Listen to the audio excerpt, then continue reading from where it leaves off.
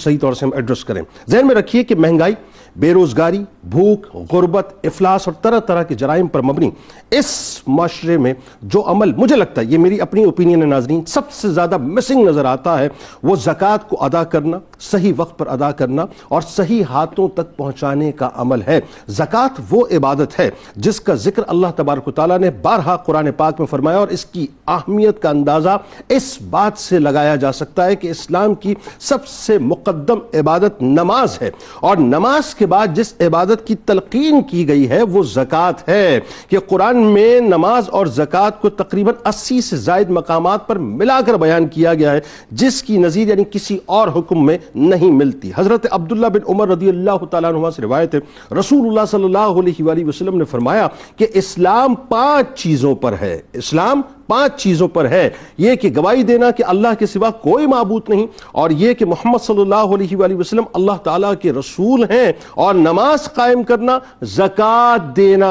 حج کرنا اور رمضان کے روزے رکھنا. زکوٰۃ کا حقیقی اور بنیادی مقصد یہ ناظرین کہ زکوٰۃ دہندہ کا دل دنیا کی حرص و ہوا سے پاک ہو جائے اور تقویٰ کے کاموں کے لیے مکمل طور پہ تیار ہو جائے. زکوٰۃ کا دوسرا مقصد اللہ کی رضا کا حصول ہے، جہاں زکوٰۃ لینے والا اپنا حق لے رہا ہے اور دینے والا اپنا فرض ادا کر رہا ہے. لینے والا سوائے پروردگار کے کسی کا احسان نہیں اٹھائے گا، اور دینے والا سوائے رضائے الہی کے کسی صلے اور ستائش کا طالب نہیں ہوگا. یہ ذہن میں رکھیے گا. زکوٰۃ کا نظام اسلام کا وہ حسین، مربوط اور مضبوط معاشی نظام ہے جس سے ایک طرف تو دینے والے کا مال مکمل طور پہ پاک ہوتا ہے اور دوسری طرف لینے والے کی زندگی آسودہ ہو جایا کرتی ہے. پھر زکوٰۃ کے ذریعے اسلام کا مقصد ایسا نظام معاش قائم کرنا ہے جس سے قومی سرمایہ اوپر ہی اوپر نہ گھومتا رہے، یعنی چند ایک ہاتھوں کے اندر جو ہے وہ سٹک نہ ہو جائے، بلکہ دولت کسی خاص طبقے کی گھر کی کنیز بھی نہ بن کے رہ جائے،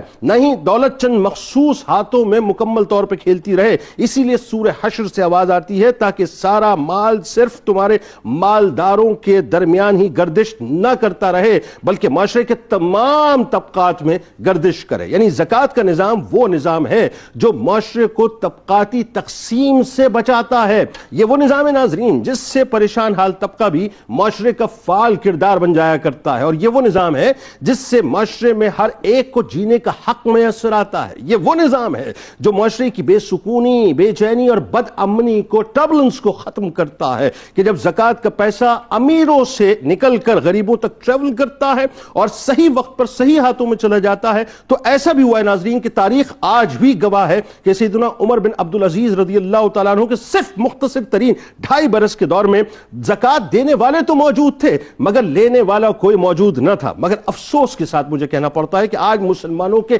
اس دیش میں یعنی اسلامی جمہوریہ پاکستان میں 40% سے اوپر لوگ جو ہیں وہ خط افلاس سے نیچے کی زندگی گزار رہے ہیں، جس کی ایک بہت بڑی وجہ جو میں سمجھتا ہوں ناظرین، اور اختلاف کوئی بھی اس بات سے کر سکتا ہے، کہ زکوٰۃ کا صحیح طور سے ادا ہونا نہیں ہے. پھر ستم بالائے ستم یہ ہے کہ جو زکوٰۃ کی رقم بالجبر حکومت وصول کر لیا کرتی ہے، حکومتیں وصول کر لیا کرتی ہیں، وہ پیسہ کرسی والوں کے پیٹ کی دوزخ کی آگ کو بجھاتا ہے. صاحب وہ زکوٰۃ و شرک کمیٹیز کے جو چیئرمین ہیں اور ان کے مختلف قسم کے جو عہدیدار ہیں ان کے درمیان تقسیم ہو جایا کرتا ہے. المیہ یہ ہو گیا ناظرین کہ طبقاتی تقسیم نے سب کچھ تباہ و برباد کر کے رکھ دیا. یعنی ذرا سوچئے تو صحیح، مجھے کہنے دیجئے جملہ کہ ایک طرف تو ٹم ہورٹنز کے باہر لگی ہوئی امیروں کی قطاریں ہیں جو 650 روپے کا کافی کا کپ پینے کو مچل رہے ہیں، اور دوسری طرف عالم یہ ہے کہ آٹے کے تھیلے کے پیچھے پاکستانی مسلمان لڑ رہے ہیں. چوری، ڈکیتی، سنیچنگ عام ہو چکی ہے. عصمت فروشی پیٹ کی آگ بجھانے کا مکمل طور پہ ذریعہ بنتی جا رہی ہے صاحب.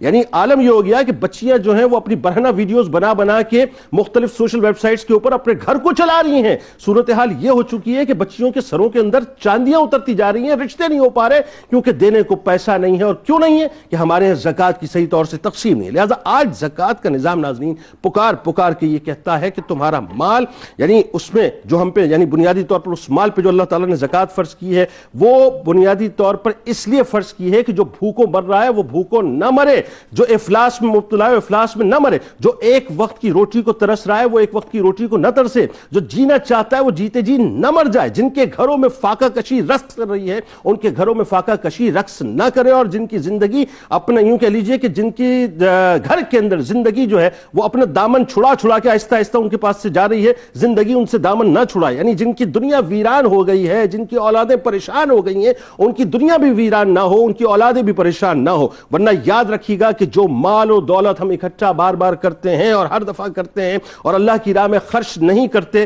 اللہ تبارک و تعالیٰ واضح طور پر قرآن میں پکارتا ہے کہ تمہیں کثرت مال کی ہوس اور فخر نے آخرت سے غافل کر دیا، یہاں تک کہ تم قبروں میں جا پہنچے. اور بات یہاں ختم نہ ہوگی ناظرین، بلکہ بات تو یہاں سے شروع ہوگی کہ جو مال ہم تجوریوں میں بھر بھر کے رکھتے ہیں، اپنے بینک اکاؤنٹس میں اس کو سڑا رہے ہوتے ہیں اور اس کو بار بار گنتے ہیں اور اس کو بار بار سونگتے ہیں نا، کل بروز محشر اس کے لیے سخت وعید ہے. کہ حضرت عبداللہ ابن مسعود رضی اللہ تعالیٰ عنہ سے روایت ہے، رسول کریم صلی اللہ علیہ وآلہ وسلم نے فرمایا کہ جو شخص اپنے مال کی زکوٰۃ ادا نہیں کرتا، قیامت کے دن اس کا مال گنجے سانپ کی شکل میں اس کی گردن کے اندر ڈال دیا جائے گا.